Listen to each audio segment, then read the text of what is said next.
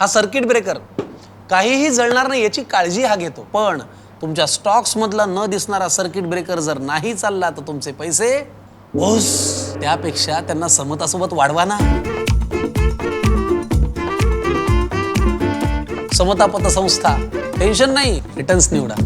मंगळवार दिनांक 21 एप्रिल 2026 रोजी कोपरगाव तहसील कार्यालयासमोर महाराष्ट्र राज्य कर्मचारी मध्यवर्ती संघटनेच्या नेतृत्वाखाली बेमुदत संप सुरू करण्यात आला. या संपात तलाठी, महसूल तसेच तहसील कार्यालयातील सुमारे 90% कर्मचारी सहभागी झाले असून उर्वरित कर्मचारी मर्यादित कामकाज सांभाळत आहेत. परिणामी विविध शासकीय कामांसाठी येणाऱ्या नागरिकांना अडचणींचा सामना करावा लागत आहे. कर्मचाऱ्यांच्या प्रमुख मागण्यांमध्ये जुनी पेन्शन योजना पुन्हा लागू करणे, निवृत्तीचे वय 60 वर्षापर्यंत वाढवणे, रिक्त पदे तातडीने भरणे तसेच शिपाई पदांची भरती करणे यांचा समावेश आहे. या मागण्यांसंदर्भात शासनाला निवेदन देण्यात आले असून मागण्या मान्य झाल्याशिवाय संप मागे घेणार नाही असा इशारा संघटनांकडून देण्यात आला आहे. दरम्यान या आंदोलनाला इतर कर्मचारी संघटनांचाही पाठिंबा मिळत असून शिक्षक संघटनेनेही 18 प्रलंबित मागण्यांसाठी संपात सहभाग घेतला आहे. यामध्ये जुनी पेन्शन योजना, प्रगत योजना लागू करणे व भरती प्रक्रिया गतिमान करणे अशा मागण्या आहेत. या संपामुळे तहसील कार्यालयाच्या दैनंदिन कामकाजावर मोठा परिणाम झाला असून नागरिकांची गैरसोय वाढत आहे. प्रशासनाने तातडीने तोडगा काढावा अशी मागणी नागरिकांकडून केली जात आहे. बातमी तुमची, प्राधान्य आमचं. प्राधान्य न्यूज साठी प्रमोद पवार, कोपरगाव.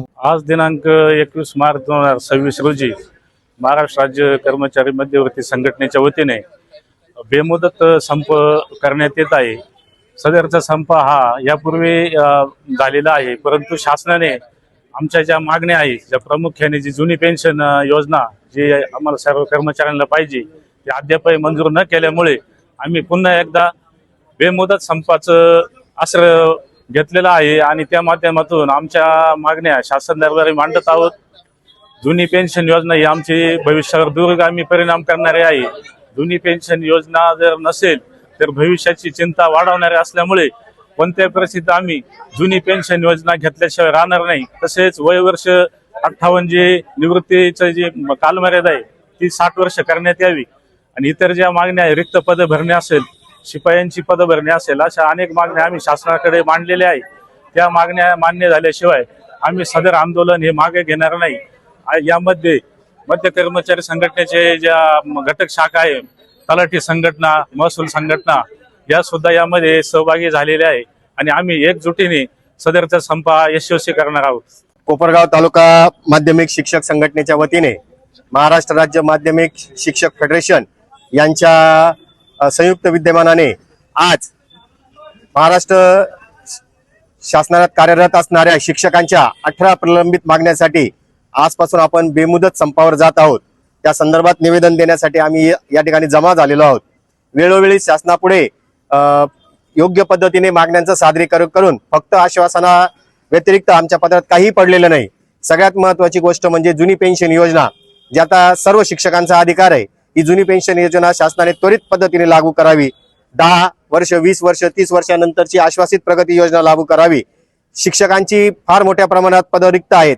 या रिक्त पदांचा तातडीने भरती करून शिक्षण पद्धती कशा पद्धतीने सुसंगत पद्धतीने चालेल याचा विचार शासनाने करावा. हा संप शिक्षकांच्या जशा मागण्यासाठी आहे तसंच विद्यार्थ्यांना सुद्धा चांगल्या योग्य पद्धतीने शिक्षण मिळावं यासाठी शिक्षक आग्रही आहेत. ज्या पद्धतीने शिक्षकांची भरती होईल तर विद्यार्थ्यांना चांगल्या पद्धतीने शिक्षण प्राप्त होईल. म्हणून शासनाने संघटनेशी चर्चा करून त्वरित यावर मार्ग काढावा अशी आम्ही सर्व शिक्षक या पद्धतीने मागणी करत आहोत. शासनाने याचा विचार करावा अशी शासनास विनंती आहे. एकच मिशन जुनी पेन्शन. आज आम्ही सर्व कोपरगाव तालुका माध्यमिक शिक्षक संघ, महाराष्ट्र राज्य सरकारी कर्मचारी समन्वय समितीच्या संगनमताने अहिल्यानगर जिल्हा माध्यमिक शिक्षक संघ व कोपरगाव तालुका माध्यमिक शिक्षक संघ आजच्या या संपामध्ये बेमुदत संपामध्ये सहभागी होत आहोत. यामध्ये खास करून 18 प्रलंबित मागण्या ज्या आहेत, गेल्या 1.5 ते 2 वर्षापासून राज्य शासनाने त्याकडे कानाडोळा करून दुर्लक्ष केलेलं आहे. त्यावर कुठल्याही प्रकारची चर्चा केलेली नाही. म्हणून आम्ही या संपामध्ये सहभागी होत आहोत. या 18 प्रमुख मागण्या, त्यातील महत्वाची मागणी म्हणजे सर्वांना जुनी पेन्शन योजना, तसेच 10, 20, 30 ही आश्वासित प्रगती योजना, तसेच रिक्त पदे तातडीने भरावी, अनुकंपावरील भरती तातडीने करावी, अशा तसेच सेवानिवृत्तीचं वय हे 60 वर्ष करण्यात यावे अशा ह्या प्रमुख मागण्या आहेत. आणि शासनाने आमच्या या संपाची दखल घेऊन निश्चितच राज्य सरकारी कर्मचारी समन्वय समितीला चर्चेसाठी बोलावून सकारात्मक चर्चा करून या प्रमुख मागण्यांचा यथोचित विचार करून सोडवण्याचा प्रयत्न करावा अशी आम्ही सर्व शिक्षक संघटनांच्या वतीने या ठिकाणी निवेदनाद्वारे मागणी करत आहोत. एकच मिशन आता आमच्याकडे आज रोजी राज्यस्तरीय तलाठी व मंडळाधिकारी संघटना, तसेच राज्यस्तरीय कर्मचारी संघटना, त्याचबरोबर शिक्षक संघटना आणि महाराष्ट्र राज्य पेन्शनर्स संघटना या सर्वांचं निवेदन प्राप्त झालेलं आहे. तर यांचं 21 एप्रिल 2026 पासूनचं हे आंदोलन आज बेमुदत आंदोलन आहे ना, ते आजपासून सुरू झालंय. तर यांचं म्हणणं, यांच्या वेगवेगळ्या मागण्या आहेत.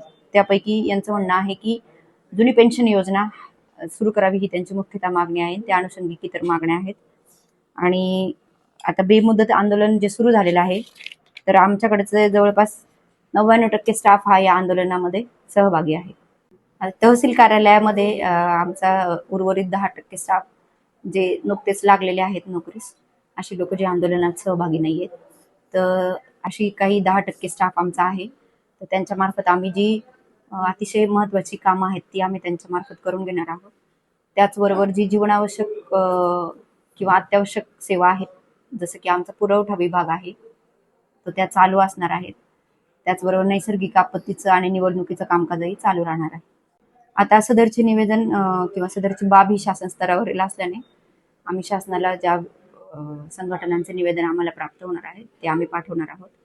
आणि त्याचबरोबर शासन स्तरावरून सुद्धा याचा आढावा होत आहे. किती कर्मचारी संपात सहभागी आहेत त्यांचा पण वेळोवेळी ते आढावा घेत आहेत. आम्ही आमच्याकडून त्यांचा रिपोर्ट पाठवलेला आहे.